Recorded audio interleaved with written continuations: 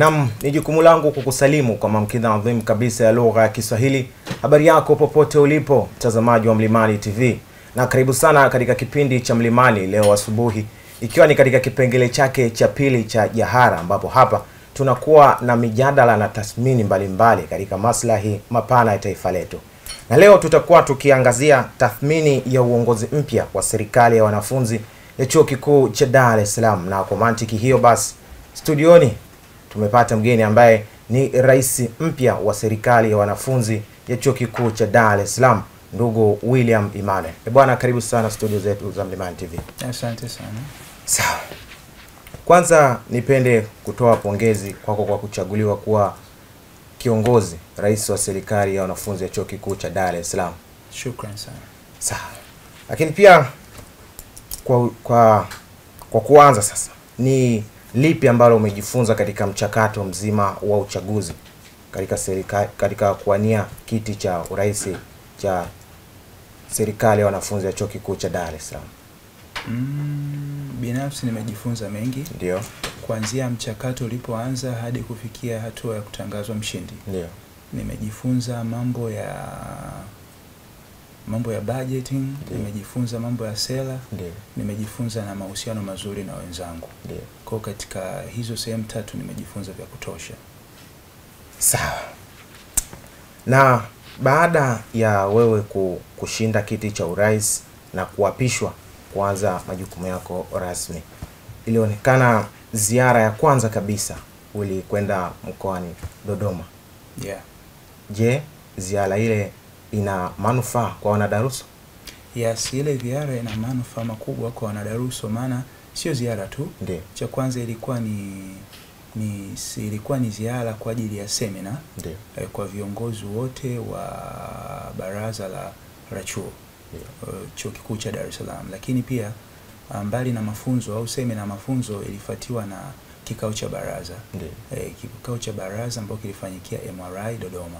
Sasa katika semina ile nilipata nafasi ya kutembelea tawi mojawapo la Chuo Kikuu cha Dar es Salaam ambalo liko Dodoma. Panaitwa Mineral Resource Institute, iko Dodoma, MRI Dodoma. Kwa hiyo tulifanikiwa kufanya ziara, mimi pamoja na Dean of Students.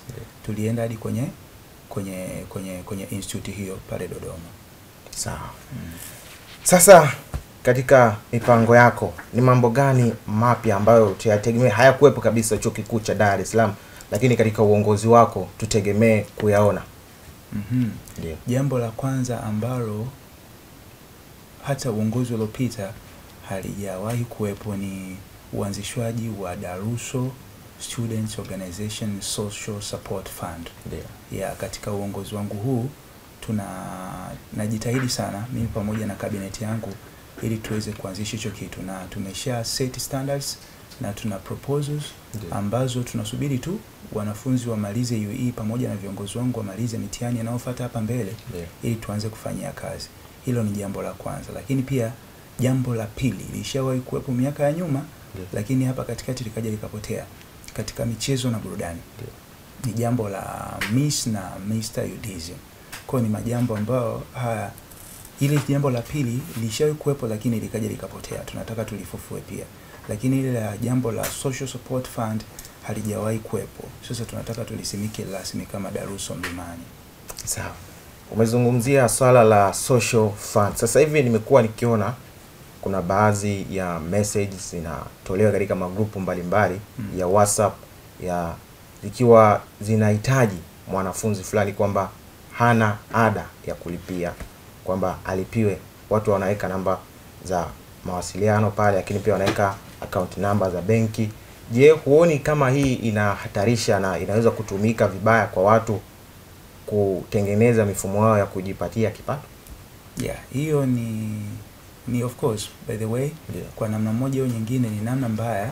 Ndio maana tukaja na hii system au huu mfuko kwa ajili ya kusupport wale wanafunzi wanaoface changamoto, aidha kwenye chakula pamoja na ada. Sio wewe tu unayoona kwenye magrupu ya WhatsApp. Mimi kama rais nimekuwa nikifuatwa na watu wengi. Hata jana nilifuatwa kama na watu 3. Juzi nilifuatwa na watu 2, nilikuwa nafanya mtihani, lakini kwa nje ya venue ambayo nilikuwa nafanyia mtihani kulikuwa na watu 2 walikuwa wamenisubiri. kijana mmoja alikuwa anatoka shule ya sheria pale pale main campus, lakini kijana mwingine alikuwa anatoka shule kuu ya elimu.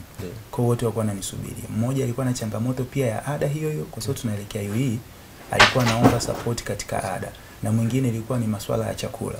Kwa hilo linatambulika na linajulikana. Lakini pia sisi kama serikali ya wanafunzi, katika proposal yetu ile, ili mwanafunzi tutambue kwamba huyu ana uhitaji kweli, kuna fomu ambayo itamhitaji kujaza. Kwa mtu yoyote yule mwenye uhitaji ataijaza, kwa sababu ina challenging questions ambazo ukiwa na uhitaji kweli utajaza, na kupitia ile fomu tutajigundua kama wewe kweli una uhitaji, kwa sababu kuna baadhi ya vipengele vinavyokuhitaji kuvijaza, na hivyo vipengele huwezi kuvijaza tu hivi kama hauna uhitaji. Sawa. Ukiwa unaelekea katika kuanzisha mfuko huo, sasa hapa katikati tunawalinda vipi hao ambao wana uhitaji wa kuwachangia wale ambao hawana uwezo wa kugharamia ada zao na masuala mengine? Huoni kama kunatakiwa kuwepo na nyaraka maalum ambayo inathibitisha kwamba mtu yule kweli ana uhitaji? Kwa saizi, kwa modality ya saizi inayotumika, ni ngumu kugundua, japokuwa tunapopata nafasi ya kuwasaidia tunaomba control number. Kama akituambia kwa mfano mwanafunzi anakuja anatuambia kwamba yeye anadaiwa ada, sisi tunachokidai ni control number ya malipo. Kwa hiyo ni ngumu sana mtu kufanya utapeli, kwa sababu control number za malipo ya ada za chuo kikuu cha Dar es Salaam zinajulikana.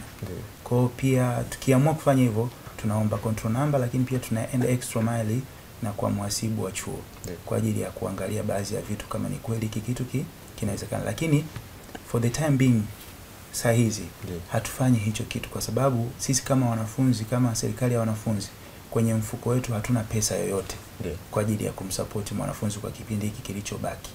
Ni serikali mpya ambao tumeingia madarakani, lakini kwenye mfuko wetu hakuna pesa. Kwa hiyo, na kulingana na hali ya kwamba serikali ya wanafunzi inategemea mapato kutoka kwenye michango ya wanafunzi, na mwishoni hapa michango yote ya wanafunzi wage imetoka kwenye bajeti na imeshatumika katika majambo mengine. Kwa hiyo tunachowaambia waendelee tu kufanya njia nyingine za pembeni kwa ajili ya kuwasupport, lakini tukiwaahidi kwamba tukirudi katika mwaka mpya wa uongozi mambo hayo tutakuwa tumesharekebisha na tutamove on. Lakini so far katika njia tunazozifanya ili kugundua kwamba hapa huna utapeli unaotokea katika shida tunazotangaziwa na wanafunzi, tunafanya katika hizo njia ni control numbers. Lakini mbali na control number, tunapopata wasiwasi tunaenda moja kwa moja kwa mhasibu wa chuo. Sawa, umegusia swala la michango ya wanafunzi.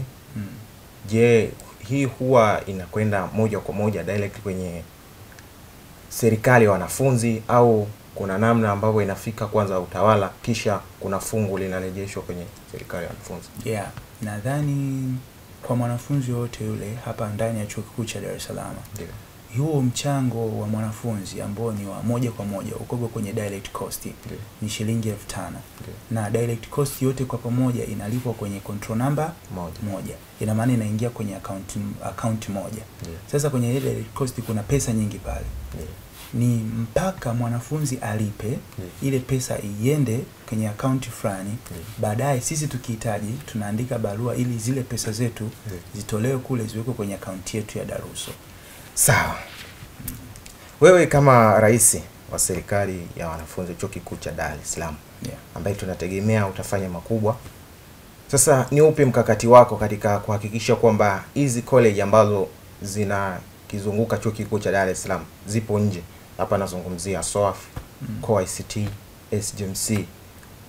Kumeonekana kuwa hakuna ustawi wa pamoja baina ya colleges ambazo zipo nje na wale wa main campus kule. Sasa ipi mikakati yako kuhakikisha kwamba kunakuwa na ustawi wa pamoja baina ya hizi campus ambazo zipo nje na campus kuu? Ustawi katika engo ipi? Kumekuwa na niseme ni tabia ya watu ambao wako off campus kuonekana kana kwamba sio wanafunzi, kana kwamba sio wanafunzi wa UDSM. Umeona? Wanafunzi wao wanaishia tu kwenye ID, na hiki nilikuwa nimekiona hata katika kipindi cha uchaguzi. Kuna maneno yalikuwa yanatembea ambayo sio mazuri kiafya kwa ustawi wetu sote. Sasa wewe mikakati yako ni ipi katika kuhakikisha hili unalitibu? Cha kwanza, kama slogan yangu ya serikali yangu mpya inavyosema, for student by student, ya kwamba kitakachoenda kufanyika kinachomhusu mwanafunzi. Kama ni mwanafunzi kweli wa Chuo Kikuu cha Dar es Salaam, majambo yote yatakuwa yanamjumuisha. Ndio maana ukiangalia kwenye baraza langu la mawaziri nimegusa kila engo. Kuna wanafunzi wanatoka SOAF, kuna wanafunzi wanatoka SGMC, na bahati nzuri zaidi chief editor wa Mlimani TV ni yuko kwenye baraza langu la mawaziri.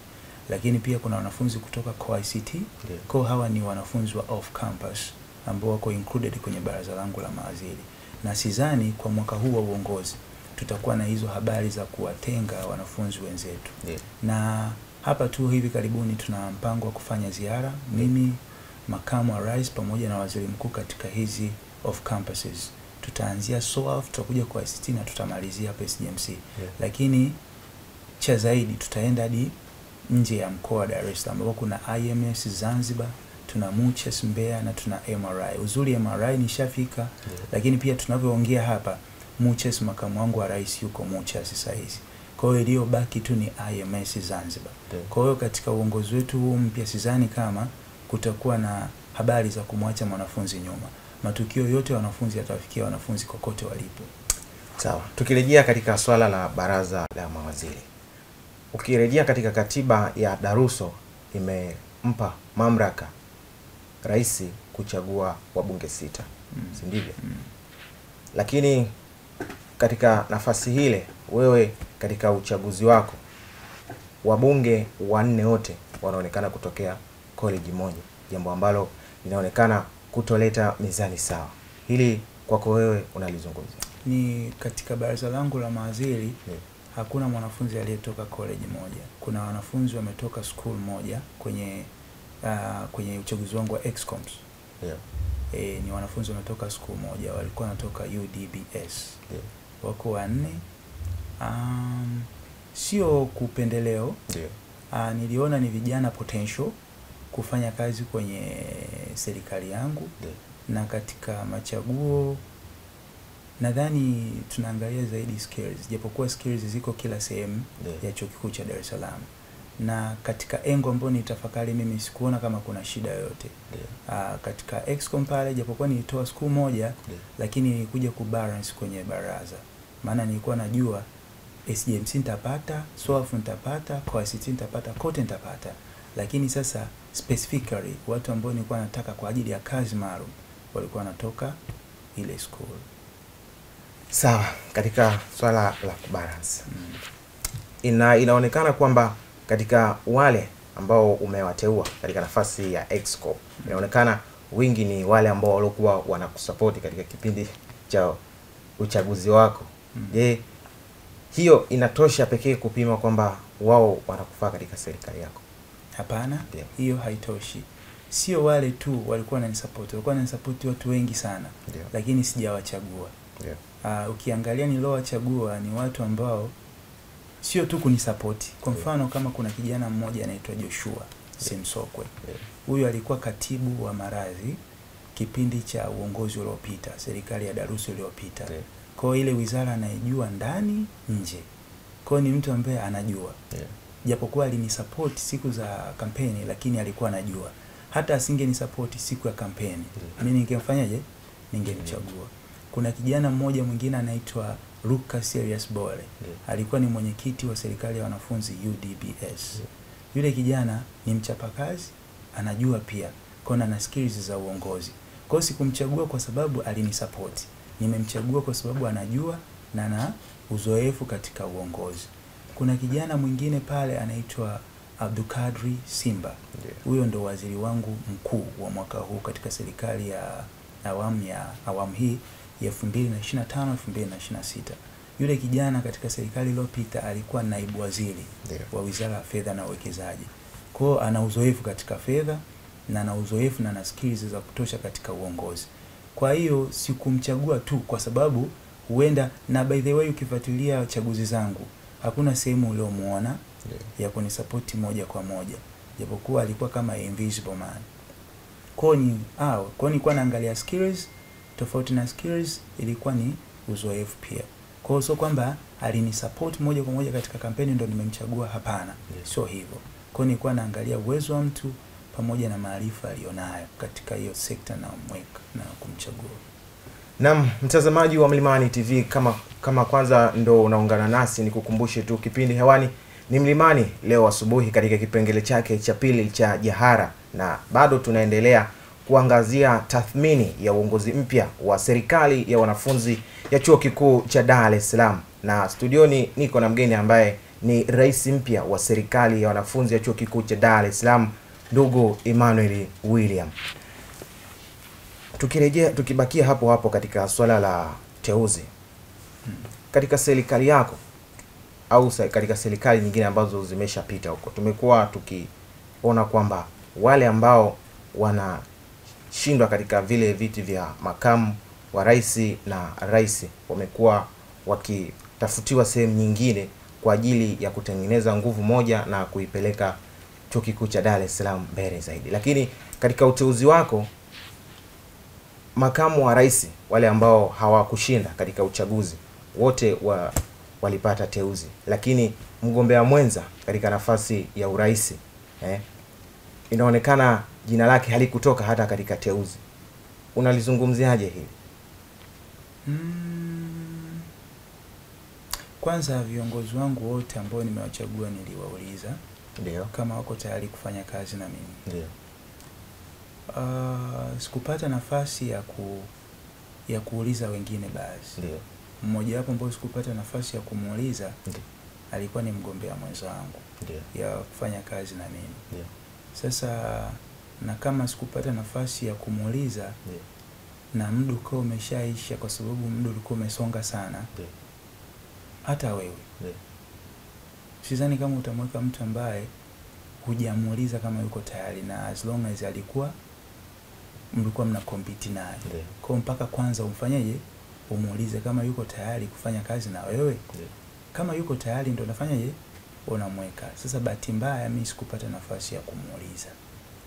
Sawa, hukupata nafasi ya kumuuliza kana kwamba asingeweza kutosha katika viatu ambavyo wewe umevivaa kwenda nyote kwa pamoja? Hapana. Ndio. Angeweza. Lakini kumbuka ilikuwa ni uchaguzi ama mimi ama yeye. Ndio. Sasa huwezi jua yeye alikuwa amejiandaje na alikuwa amejipangaje katika kupokea matokeo kwamba ameshindwa katika uchaguzi. Kwa ili uweze kumove on, inatakiwa kwanza umuulize kama yuko willing kumove on pamoja na wewe. Kama akikujibu yuko tayari, hapo sasa mimi ndo napata nafasi ya kufanyaje, ya kuangalia nafasi. Sasa kama sijapata hiyo nafasi ya kumuuliza, utawezaje kufanya uamuzi? Kama kwa mfano ukamweka tu mtu ghafla binivu na huenda yeye hayuko willing, utafanyaje?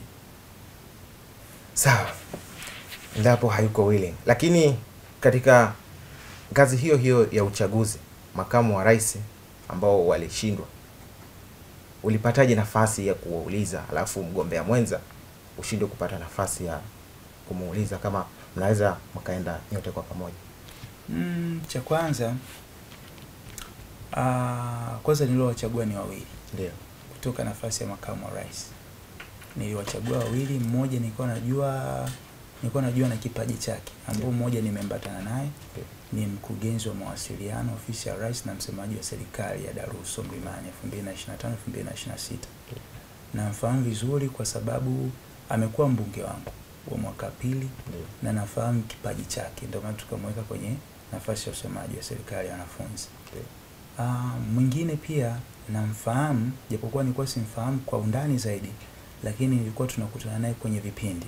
Mimi nasoma Bachelor of Science with Education, lakini yeye anasoma BAED, Bachelor of Arts with Education.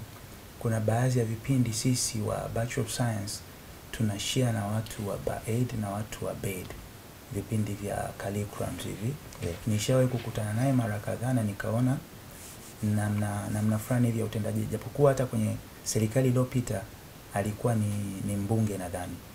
Lakini pia hata huyu mgombea mwenza wangu alikuwa ni mbunge. Sasa katika nafasi ya kuongea nao moja kwa moja, kwa sababu ni watu ambao nilikuwa na interact nao. Nadhani umeshaona, mmoja alikuwa mbunge wangu kwenye college yangu, kwa kuinteract naye ilikuwa mara kwa mara. Mmoja japokuwa alikuwa mbunge sehemu nyingine, lakini nilikuwa na share naye vipindi, kwa hiyo tulikuwa tuna interact pia. Kwa hiyo namna ya kuongea au kufanya communication ikawa easy zaidi, tofauti na mgombea wenzangu ambaye cha kwanza alikuwa anatokea huku SDMC. Kwa hiyo interaction ni ndogo, na pia nilisikia habari ya kuwa ashawahi kuwa mbunge huko SDMC. Kwa hiyo unaona distance ilivyo interaction. Kwa hiyo kilichosababisha tu hawa communication ikawa easy zaidi na huyu communication ikawa tofauti kidogo ni interaction. Interaction ndio inasababisha mtu fulani unamjua na mtu mwingine unashindwa kumjua. Kwa hiyo kilichosababisha ni hicho. Kule inakuwa easy, huku ikawa na ugumu kidogo. Sawa. Basi tugeuke katika swala la wabunge sasa. Kumekuwa na trending ya vilio kutoka kwa wabunge kutopata stahiki zao, wenyewe wanaita allowance zote kwa pamoja. Sasa katika serikali yako wewe, mikakati yako ni ipi kuhakikisha kwamba wabunge hawa wanapata stahiki zao tena zote? Cha kwanza, mbunge inatakiwa tukileta bajeti yetu bungeni aweze kuidadafua kwa umakini, panapofaa apitishe. Cha kwanza, bajeti inapopita kwa muda inatupa sisi room ya kufuatilia ile bajeti irudi. Yani tuwekewe pesa. Tunapochelewa kuwekewa pesa ndio inavyochelewesha michakato mingine. Hata mbunge kucheleweshwa stahiki zake inasababisha na kudelay kwa bajeti kupitishwa kwa muda na kuwekewa fedha kwenye akaunti yetu ya Daruso. Kwa hiyo natambua hiki kipindi na wabunge wanafuatilia. Na najua ya kwamba weekend hii kutakuwa na bunge la kutengeneza kamati. Na bunge litakalofuata litakuwa ni bunge kwa ajili ya bajeti. Naomba wabunge wote akipata nafasi aangalie kitu kinachofaa chenye manufaa ya wanafunzi na maslahi yake pia angalie. Bajeti inapowahi kupitishwa ndio pesa itakavyowahi kufanyaje kuingia. Na kama tumeweka vitu ambavyo viko ndani ya uwezo wetu, sidhani kama kuna stahiki ya mtu ambaye itakayo delay kutoka.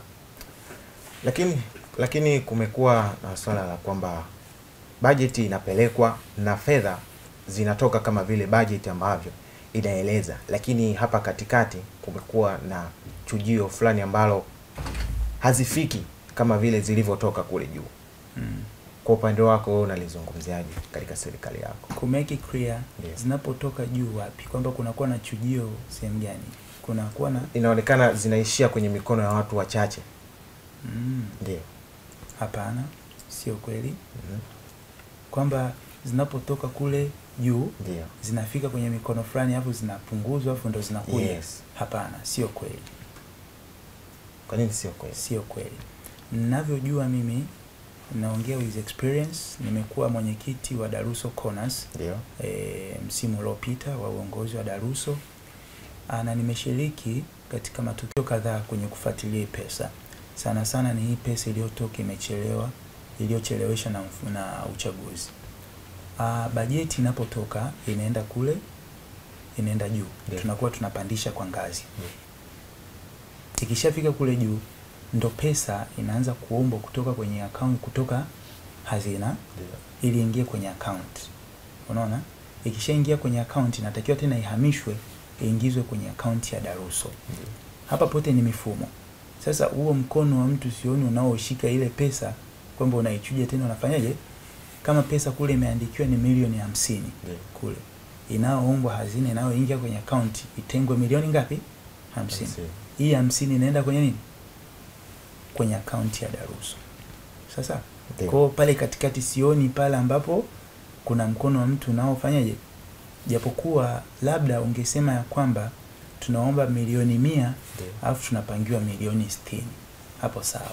Lakini sio kwamba inatoka milioni 100 inakuja sehemu fulani inatakiwa ije milioni 100 inakatwa nyingine inawekwa sehemu fulani afu nyingine inakuja kidogo. Hicho hapana.